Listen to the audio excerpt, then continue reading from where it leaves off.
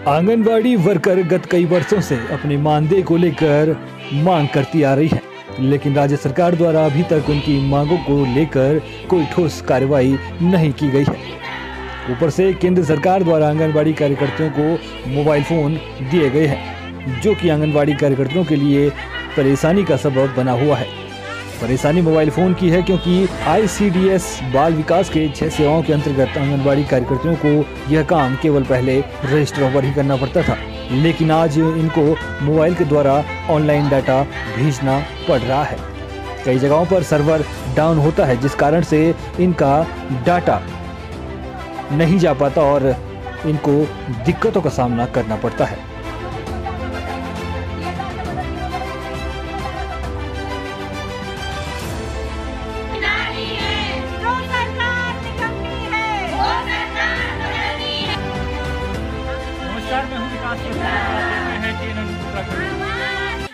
आंगनबाड़ी ग्रामीण भारत में माँ और बच्चे की देखभाल का एक प्रमुख केंद्र है। भारत में ग्रामीण क्षेत्रों में या ग्रामीण भारत में जिन गर्भवती महिलाओं को उचित पोषण नहीं मिल पाता है, उन महिलाओं को उचित पोषण मिल पाए। वो जो महिलाएं हैं वो कुपोषित न रहें, उनके बच्चे कुपोषित न रहें, इसको देखते हुए भारत सरकार ने आंगनबाड़ी केंद्रों की शुरुआत की थी, जिसको लेकर के बढ़िया शुरुआत हुई। आंगनबाड़ी केंद्र अच्छे तरीके से, बढ़िया तरीके से, सुचारू तरीके से प्रारंभ हुए और लगातार चल रहे थे। लेकिन क्या कारण रहा है जो आंगनबाड़ी वर्कर धरने पर बैठे हुए हैं, किन मांगों को लेकर के, क्या उनकी मांगे हैं? आइए जानते हैं उन्हीं से कि क्या उनकी मांगे हैं। क्या नाम है आपका? मेरा नाम सुनीता तोकवाल है और मेरा केंद्र ग्राम नवाल है। सुनीता जी, क्या कारण रहा है आप लोग जो है धरने पर बैठे हुए हैं? क्या आपकी मांगे हैं? जैसा कि आप सभी लोग जानते हैं कि हम लोग आंगनबाड़ी कार्यकर्ता 1 अक्टूबर से यहाँ पे धरना स्थल पर अपनी विभिन्न मांगों को लेकर बैठे हुए हैं। वैसे तो हम सरकार में क्या है कि समय समय पर अपनी मांगे रखते रहते हैं, लेकिन सरकार यह है कि हमारी मांगों को सुनती है, बोलती है और कुछ विचार भी करती है, लेकिन जो ठोस जो परिमाण मतलब वो है ठोस रिजल्ट हमें कुछ नहीं देती है। सिर्फ वो है कि वो मतलब खाली आश्वासन देती है हमें, लेकिन हमें जो हमारी मांगे हैं उनको धरातल पर पूरा नहीं उतारती हैं। सबसे बड़ी जो मांग है हमारी मानदेय की मांग है हमारी, कि हमारा मानदेय हमें कम से कम उतना मानदेय तो दिया जाए जितना हम लोग काम कर रहे हैं। हमारी आंगनबाड़ी बहनें हैं, अपने बाल विकास का काम तो हम लोग करते ही हैं, लेकिन हमें अन्य विभाग हुआ, स्वास्थ्य विभाग हुआ, जल संस्थान हुआ। मैं आपको रोकना चाहूँगा। सबसे पहले मैं आपसे ये जानना चाहता हूँ, आपका काम क्या है? जो आंगनबाड़ी केंद्र बनाए गए थे सरकार के द्वारा, क्या आपका प्रमुख काम है? जो हमारा बाल विकास है, हमारे बाल विकास में है कि गांव में जो हमारी ग्रामीण महिलाएं हैं, जो गर्भवती महिलाएं हैं, धात्री महिलाएं हैं और कुपोषित बच्चे हैं, जो हमारे बच्चे हैं 0 से 5 साल के बच्चे हैं, उनका पोषण संबंधी, उनका टीकाकरण, ये जो हमारे जो काम है 6 हमारे मतलब बाल विकास के कार्य हैं, वो कार्य तो हम लोग करते ही हैं और निरंतर करते आ रहे हैं। लेकिन अब हम लोगों पे क्या है, भारी विभागों का बहुत ज़्यादा बर्डन पड़ गया है।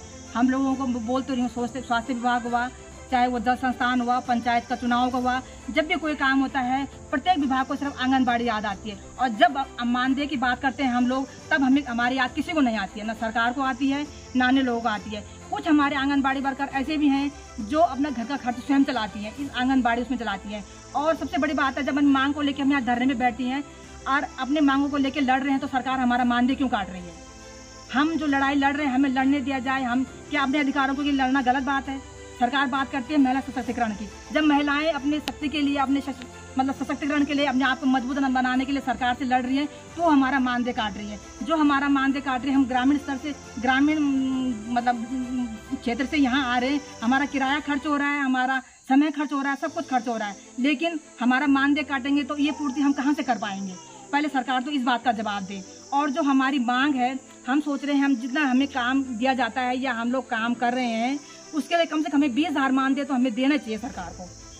अन्य विभागों के जो मांगे हैं वो भी फिर भी उन लोगों ने आंदोलन किए, उनकी मतलब मांगे सरकार ने मानी है। हम चाहते हैं सरकार जो हमारी मांगे हैं उन मांगों को भी सरकार पूरा करे और तब हमारे काम के बारे में। आपने सुना यहाँ पर महिला सशक्ति की बात सरकार करती है, लेकिन यहाँ पर महिलाएं जो कि आंगनबाड़ी वर्कर हैं और वो जो है धरने पर बैठी हुई अपनी मांगों को लेकर के, और भी लोग हमारे साथ हैं। क्या नाम है आपका? मेरा नाम कमला बनगाई है, मैं ग्राम पिपली से हूँ। जी, तो जो मांगे हैं आपकी, कब से आप लोग मांग कर रहे हैं और कितने दिन आपको यहाँ पर धरने पे हो गए? हमें तो पहले तो हम पिछले साल 2 महीने भी बैठे रहे, लेकिन कुछ नतीजा नहीं मिला। और इस समय 28 तारीख से हम यहाँ पे बैठे हैं और सरकार जैसे अंधी बहरी हो रखी है, कोई सुनने को तैयारी नहीं है। हमारी मांगे थी कि हम जितना काम कर रहे हैं उतना हमें मानदेय दी, लेकिन सरकार कुछ सुनने के लिए तैयारी नहीं है।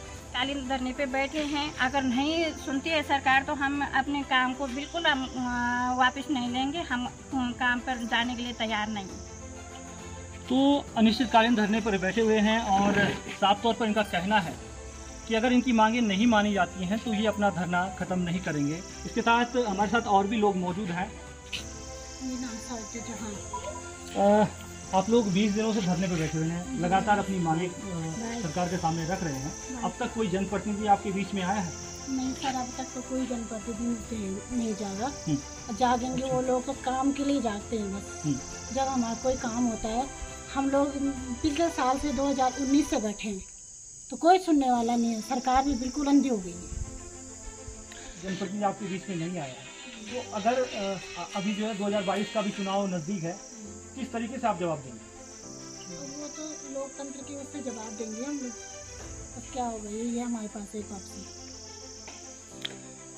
लोकतंत्र बिल्कुल। यहाँ पर आपने साफ तौर पर सुना कि 2022 का चुनाव भी नज़दीक है और ये लोग जो है अपने वोट से, अपने अधिकार से जवाब देंगे। जी, मैं सरकार के सामने ये भी कहना चाह रही हूँ कि सरकार पे शायद हमारे इस धरने का इतना असर ना पड़े, लेकिन जो हमारे ग्रामीण स्तर है, जिस गांव में हम काम करते हैं उस गांव में बहुत फर्क पड़ता है। हमने इस बार THR भी नहीं बांटा है, उससे बच्चों के कुपोषण पे भी फर्क पड़ेगा। मेरे यहाँ अभी एक होम डिलीवरी हुई है, मुझे उस चीज़ की भी चिंता है। अगर मैं अपने कार्य पे सक्रिय रूप से काम कर रही होती, हड़ताल पे नहीं होती, तब मैं उसकी देखभाल करने जाती, वहाँ पे उसको मोटिवेशन करती कि उसे क्या करना चाहिए था।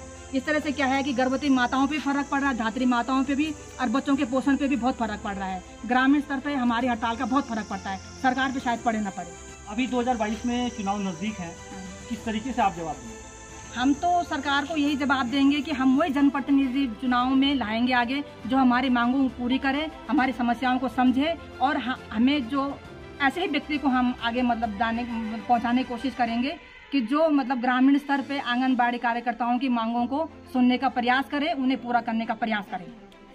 कहीं ना कहीं सरकार महिला सशक्ति की बात करती है और महिलाओं की जो है अनदेखी यहाँ पे सरकार कर रही है और लगातार जो है अभियान चलाती है, महिला सशक्ति की कई अन्य योजनाएं चलाती है, लेकिन जब धरातल पर अपनी हकीकत जो बातें वो करते हैं उनको हकीकत में उतारने की जब बात आती है तो सरकार विफल नजर आती है। क्या कहेंगे? तो सरकार तो ये है कि सिर्फ नारेबाजी में और जो बोलती है मतलब वो है, उसको करने के लिए वो तैयार नहीं है।